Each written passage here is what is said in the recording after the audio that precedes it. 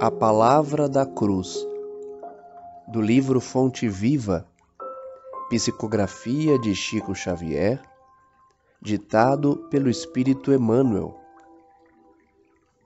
Porque a palavra da cruz é loucura para os que perecem, mas para nós que somos salvos é o poder de Deus. Paulo, primeira carta aos Coríntios, capítulo 1, versículo 18. Emmanuel comenta essa passagem dizendo: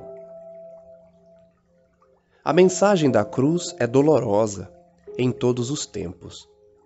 Do Calvário desceu para o mundo uma voz, a princípio desagradável e incompreensível. No martirológio do Mestre situavam-se todos os argumentos de negação superficialmente absoluta. O abandono completo dos mais amados, a sede angustiosa, capitulação irremediável, perdão espontâneo que expressava humilhação plena, sarcasmo e ridículo entre ladrões, derrota sem defensiva, morte infamante. Mas o Cristo usa o fracasso aparente para ensinar o caminho da ressurreição eterna, demonstrando que o eu nunca se dirigirá para Deus sem o aprimoramento e sem a sublimação de si próprio. Ainda hoje, a linguagem da cruz é loucura para os que permanecem interminavelmente no círculo de reencarnações de baixo teor espiritual. Semelhantes criaturas não pretendem senão mancomunar-se com a morte, exterminando as mais belas florações do sentimento. Dominam a muitos, incapazes do próprio domínio. Ajuntam tesouros que a imprudência desfaz e tecem fios escuros de paixões obcecantes em que sucumbem, vezes sem conto, à maneira da aranha encarcerada nas próprias teias. Repitamos a mensagem da cruz ao irmão que se afoga na carne, e ele nos classificará à conta de loucos. Mas todos nós, que temos sido salvos de maiores quedas pelos avisos da fé renovadora, estamos informados de que, nos supremos testemunhos, segue o discípulo para o Mestre, quanto o Mestre subiu para o Pai, na glória oculta da crucificação. Na belíssima página de hoje, aprendemos com Emmanuel que a derrota aparente do Cristo, na verdade, se consubstanciou em vitória absoluta junto ao Criador. Porque para o mundo, aquele que perece nas mãos dos maus é considerado um derrotado, um perdedor. Mas para nós, já iluminados pelo Evangelho do Senhor, sabemos que essa situação, na verdade, trata-se de grande vitória para o bem, para aquele que se dedicou à humanidade e se dedica até hoje de maneira irrefreável, amando a todos, enviando os seus emissários, pregando a boa nova. Por isso, na passagem de Paulo aos Coríntios, Emmanuel interpreta no sentido de que, para o mundo, dedicar-se ao Evangelho é loucura, enquanto que para nós, que somos salvos, é o poder de Deus.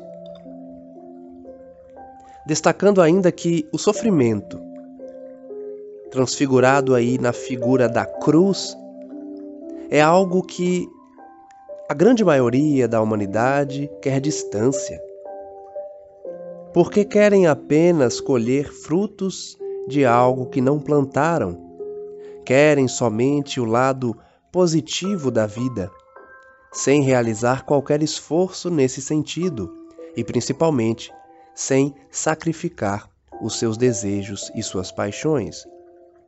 Por isso a cruz para eles é amarga e é algo carregado por loucos, por aqueles que abrem mão das paixões, dos prazeres momentâneos para dedicarem-se a atividades renovadoras e excelsas. Emmanuel diz que a mensagem da cruz é dolorosa em todos os tempos, porque do Calvário desceu para o mundo uma voz que a princípio é desagradável, incompreensível. E por que é assim? Porque quando os homens recebem pela primeira vez a palavra do Cristo, não a compreendem, consideram-na desagradável, porque o Mestre nos pede que deixemos de lado nossas paixões, nosso egoísmo, nosso orgulho, e isso desagrada os materialistas. Muitos consideram a figura do Cristo crucificado como uma grande derrota, por conta do abandono completo dos mais amados em que ele se encontrou, a sede que ele sentiu, o sofrimento dos ataques físicos pelos soldados romanos, a humilhação ao ser crucificado entre ladrões e uma morte infamante, destinada à época apenas aos malfeitores. Por isso, muitos consideram o Cristo como um fracassado, não enxergando nele o Filho dileto de Deus, o governador da terra, mas sim apenas mais um profeta que fracassou.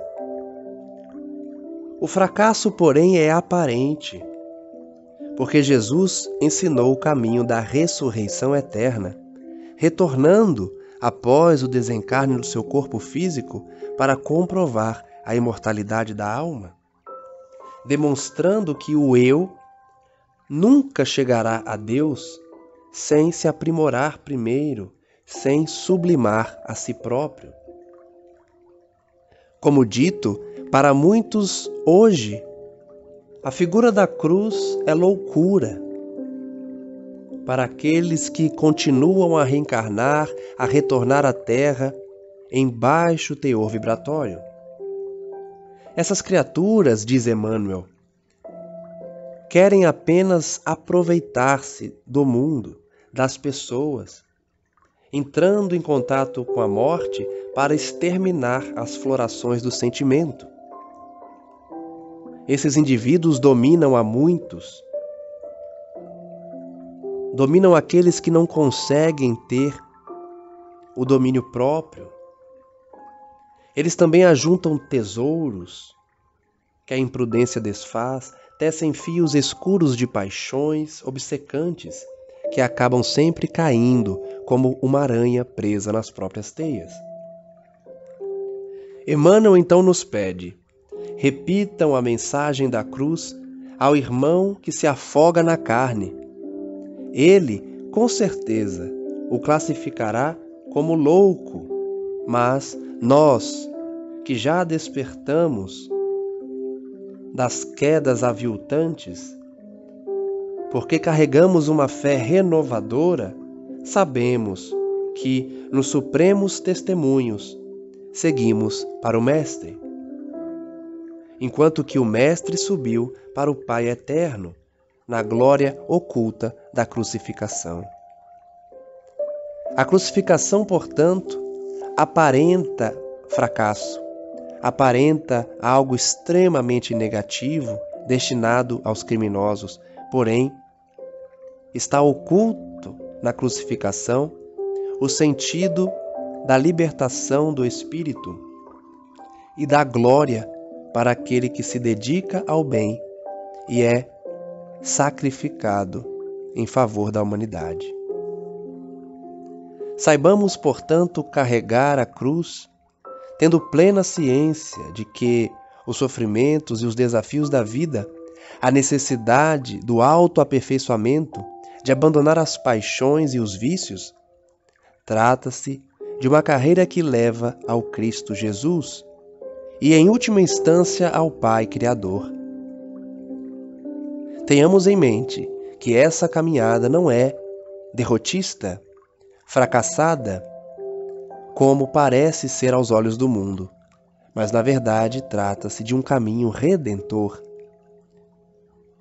trazida pela lição do Mestre na figura da ressurreição eterna, em que todos nós, espíritos imortais, estamos destinados à evolução. Agradecemos, portanto, amigo Jesus, por vir pessoalmente tratar das verdades eternas a um povo tão ignorante e mau, sempre destacando a necessidade do aprimoramento íntimo e enviando diversos emissários todos os anos, todos os momentos, para que a humanidade não fique distante das verdades eternas, por mais que teimosamente insistam no exercício das paixões inferiores. Graças damos a Ti, Senhor, e rogamos que a Tua luz prossiga a abençoar todo o orbe, especialmente nesse momento de transição planetária, em que seremos direcionados a um planeta regenerado, livre das maldades e atrocidades dos corações gelados e infelizes. Tem piedade de nós, Senhor, e que tenhamos o amadurecimento necessário para, dessa vez, permanecermos contigo. Que assim seja.